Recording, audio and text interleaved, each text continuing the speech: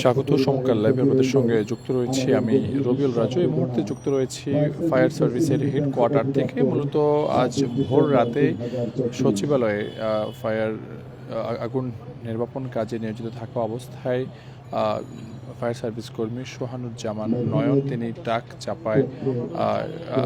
চাপায় নিহত হন এবং তাকে প্রথমে ঢাকা মেডিকেলে নেওয়া হয় এবং এরপরেই ঢাকা মেডিকেলে নেওয়ার পর কর্তব্যরত চিকিৎসক তাকে মৃত ঘোষণা করেন এবং কিছুক্ষণ আগে কিন্তু স্বরাষ্ট্র উপদেষ্টা আমরা দেখতে পাচ্ছি এখানে ফায়ার সার্ভিসের ঊর্ধ্বতন কর্মকর্তারা রয়েছেন, ফায়ার সার্ভিসের ডিসি রয়েছেন, এছাড়া স্বরাষ্ট্র মন্ত্রণালয়ের ঊর্ধ্বতন কর্মকর্তারা রয়েছেন। আমরা কিছুক্ষণ আগে তার জীবন বৃত্তান্ত এখানে উপস্থাপন করা হয়েছে। মূলত তিনি 2022 সালে ফায়ার সার্ভিসে যোগ দেন এবং তিনি সবশেষ তেজগাঁওয়ের স্পেশাল ইউনিটে তিনি সংযুক্ত ছিলেন। মূলত আজ ভোর রাতে সচিবালয়ে যে অগ্নিকাণ্ড ঘটে সেই অগ্নিকাণ্ডের ঘটনায় মূলত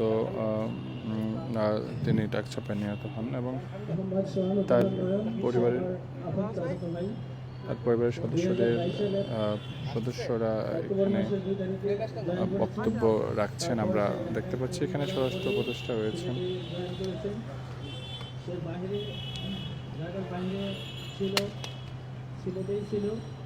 কিছুদিন আগে ঢাকায় যখন কাজের অনেক চাপ, অনেক ফায়ার হচ্ছে, বিভিন্নখানে আগুন, তো তাকে ট্রান্সফার করা হয়েছে ঢাকায়। তো কিছুদিন সে ঢাকায় থাকার পরে সে বাইরে আবার চলে যেত, কিন্তু সে এমন চলে যাওয়া গেল যে সে আর কোনোদিন ফিরে আসবে। আমরা দেখতে পাচ্ছি পরিবারের সদস্যদের পক্ষ থেকে কথা বলছেন তার চাচাতো ভাই। দেওয়ার কথা ছিল, আমার রাত হয়ে গেছিল, আমি তার কাছে যাইতে পারিনি। পরে বলছি যে আমি আরেকদিন তোর কাছে চলে আসবো,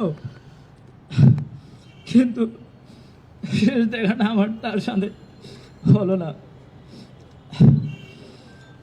এখানে আমার অন্তর থেকে যে জিনিসটা আমাদের পরিবারের পক্ষ থেকে সবার যেটা কষ্ট হচ্ছে সেটা হচ্ছে যে তার এই সময় চলে যাওয়াটা আমরা কোনোভাবে মেনে নিতে পারতেছি না।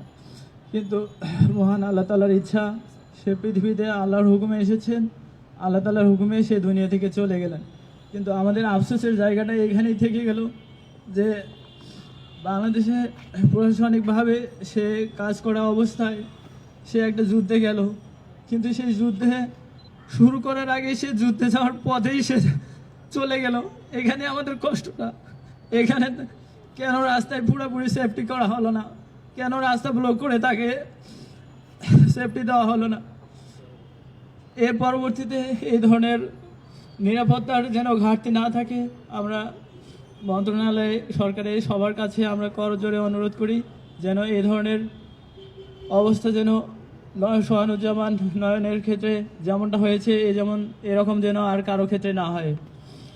সবাই ওর সাথে যারা ছিলেন, তাকে যারা চেনেন জানেন, সবাই এখানে যারা উপস্থিত আছেন সবাই তার জন্য বিদেহী আত্মার জন্য মাগফিরাত কামনা করবেন, সবাই দোয়া করবেন। ভালো থাকবেন। আসসালামু আলাইকুম। আসসালামু আলাইকুম, আমি রকিব মাসুদ, শিক্ষার্থী, ঢাকা বিশ্ববিদ্যালয়, এবং আমার বাসা মিঠাপুকুরে। যখন অগ্নিকাণ্ড শুরু হয় আমরা ফেসবুকে যখন লেখালেখি দেখি তখন আমরা কিছু স্টুডেন্ট আমরা ইনস্ট্যান্ট ওখানে সচিবালয়ের সামনে যাই। যাওয়ার পরে যে ওখানে দায়িত্বরত পুলিশ যারা ছিল তাদেরকে আমরা বারবার বলছি যে আপনারা যেহেতু কাজ হচ্ছে আপনারা দুই পাশের লাইন দুটা বন্ধ করে দেন, কারণ এনাদের তো সেফটির দরকার। কিন্তু পুলিশ তাদের পক্ষ থেকে কোনো পদক্ষেপ গ্রহণ করেনি এবং তারা এমন একটা ভাব গ্রহণ করেছে যে তারা কিছুই জানে না, জাস্ট আছে। যখন সোহানুজ্জামান ভাই যখন রাস্তা ক্রস করছিল তার পাইপ নিয়ে, আর আমার দেখা মতে আমি যেহেতু ওখানে ছিলাম, যে সব থেকে কর্মতৎপর ব্যক্তিটা ছিল হচ্ছে সোহানুর ভাই, মানে দেখার সময় নাই তার কথা যে আমি আগুন, মানে তার মাইন্ডসেট হয়তো ভাই এমন ছিল।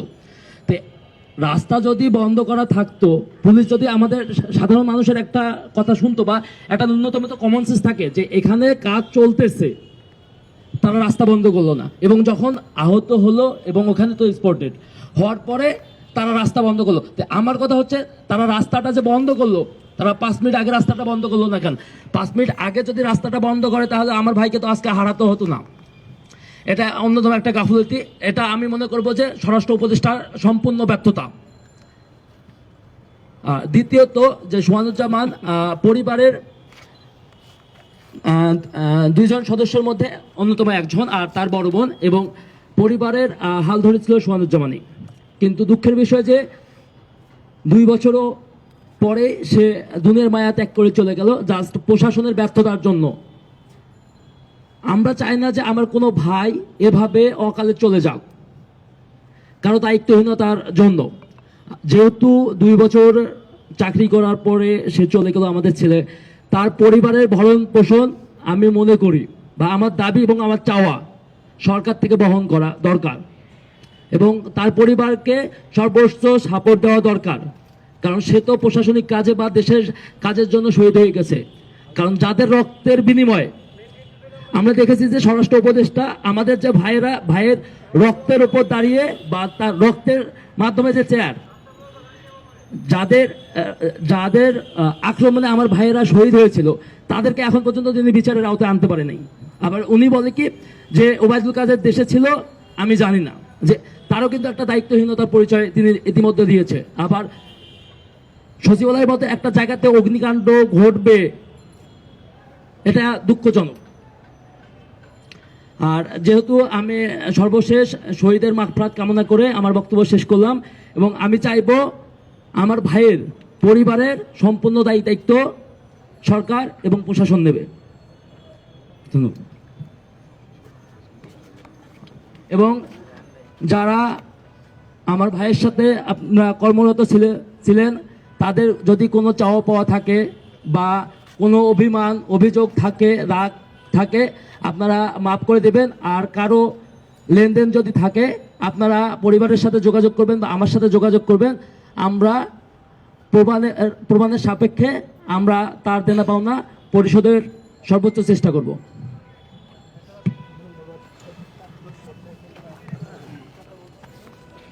কথা বলছিলেন পরিবারের সদস্য। আমরা দেখতে পেয়েছিলাম যেখানে স্বরাষ্ট্র উপদেষ্টাও রয়েছেন।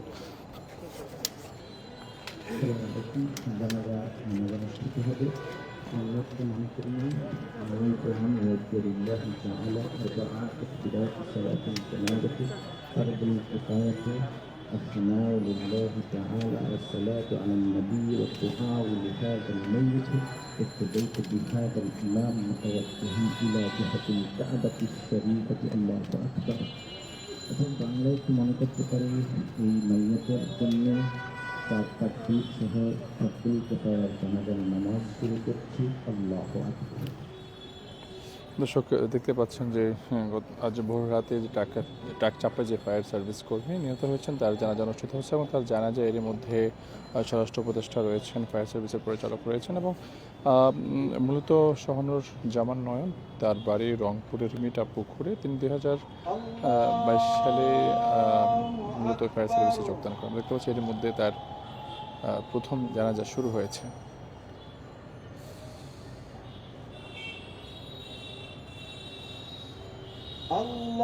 আল্লাহু আকবার।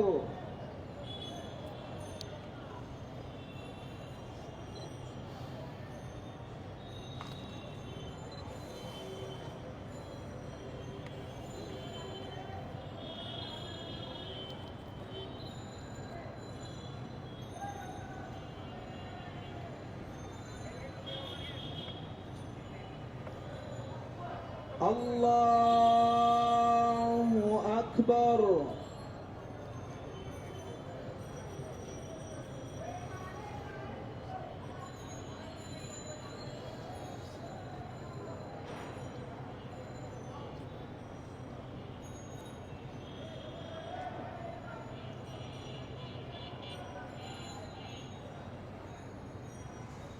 আল্লাহু আকবার।